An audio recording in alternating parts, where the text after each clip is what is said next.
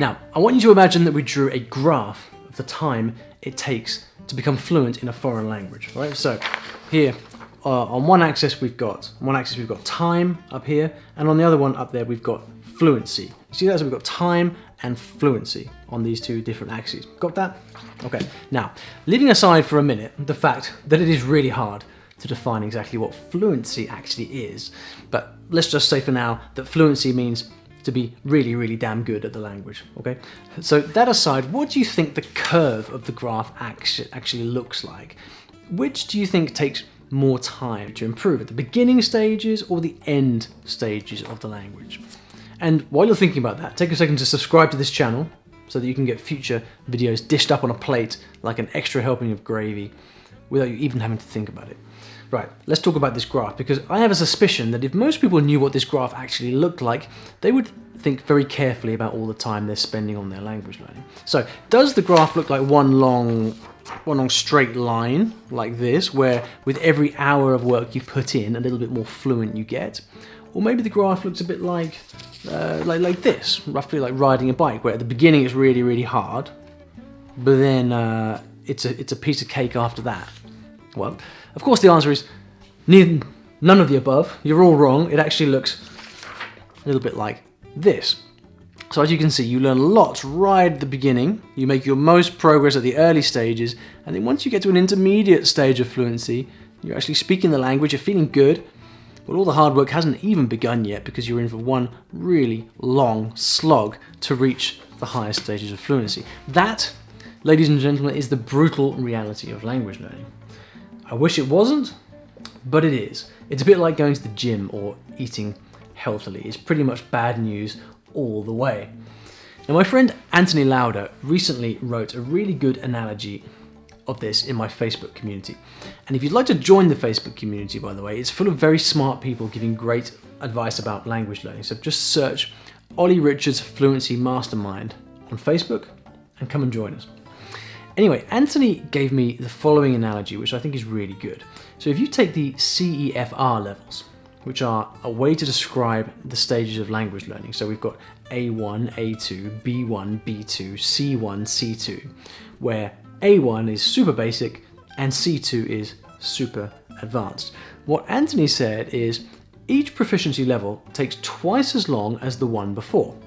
So, for example, if it takes you, say, 3 months to study to A1 level, it will take you 6 months to reach A2, 1 year to finish B1, 2 years to finish B2, and so on. That is quite a sobering thought. Now, I think Anthony's description of the time it takes to get better at a language, I think is pretty accurate. And it underscores the point that reaching the very high stages of a language is very, very hard.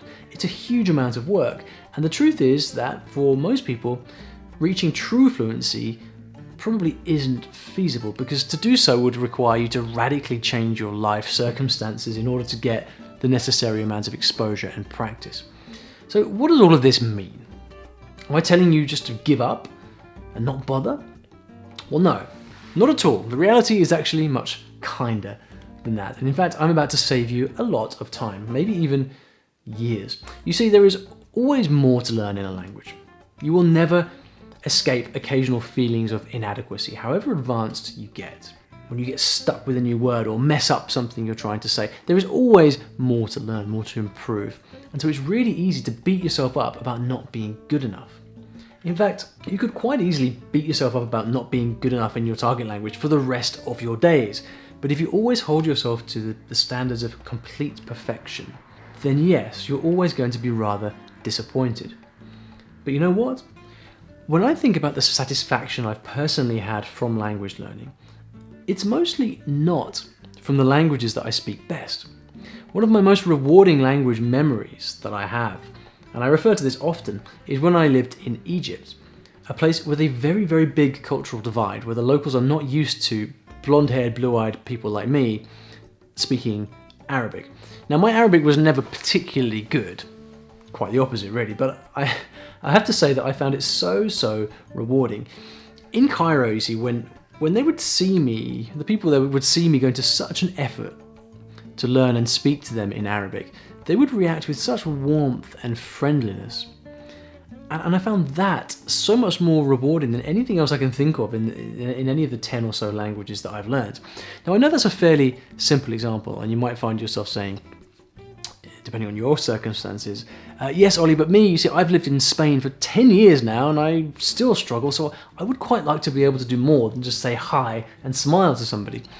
And if that's you, that's perfectly understandable.